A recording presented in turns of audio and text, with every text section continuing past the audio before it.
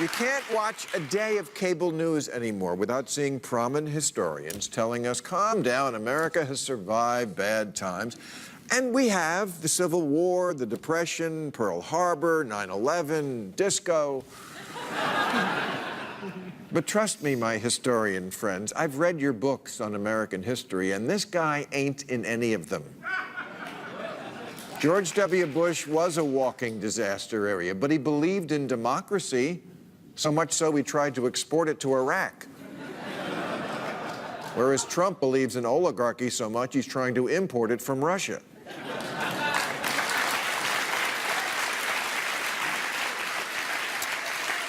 Yes, previous presidents declared war, but never on reality.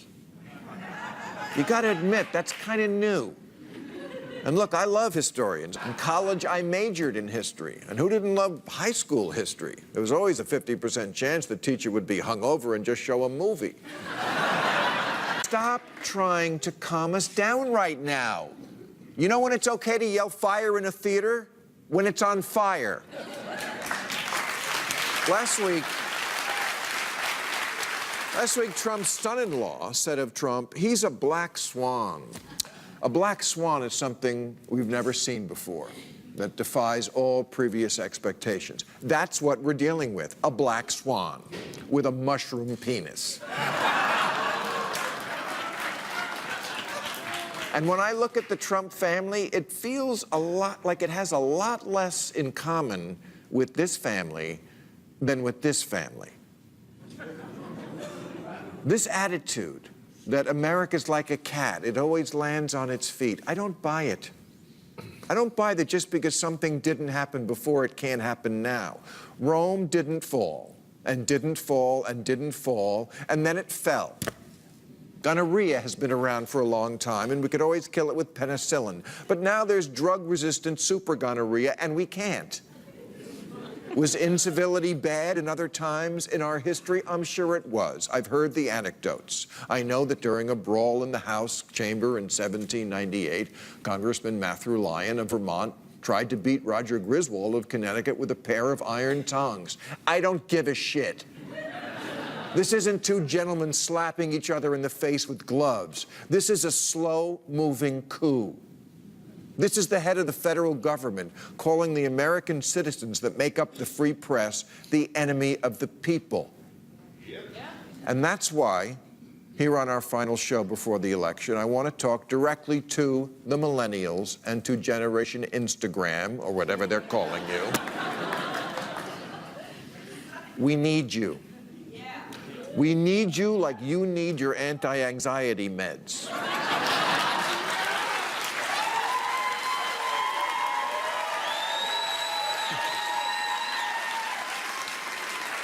Not to protest or to post something. We need you to actually vote. Because historically, you are the least likely to. I get it. You're young, and young people aren't big on planning for the future. That's why we have laser tattoo removal.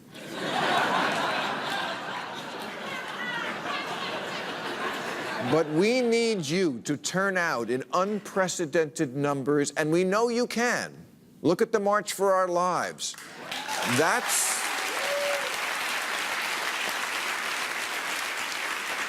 how you should approach voting this year, as a march for your life. It's your future, not mine.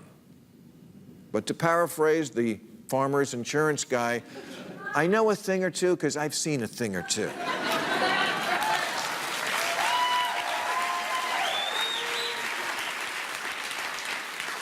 And to paraphrase the Allstate guy, you're not in good hands.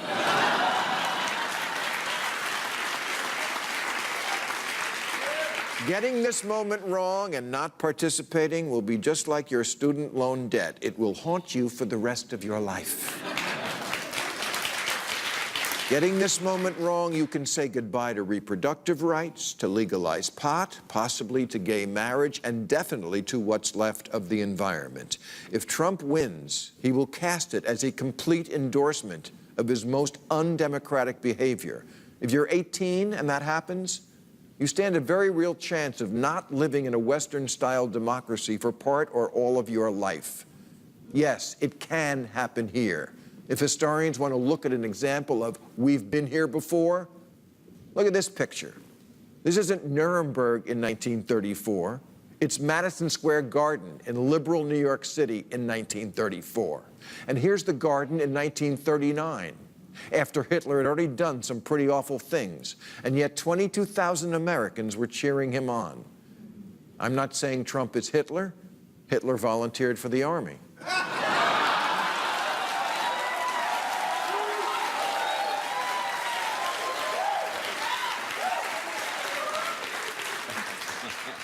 But Trump is a wannabe dictator, and he does have a knack of getting what he wants to be. So mark Tuesday, November 6th down. Mark it on your calendar like you're Brett Kavanaugh planning to get shit-faced.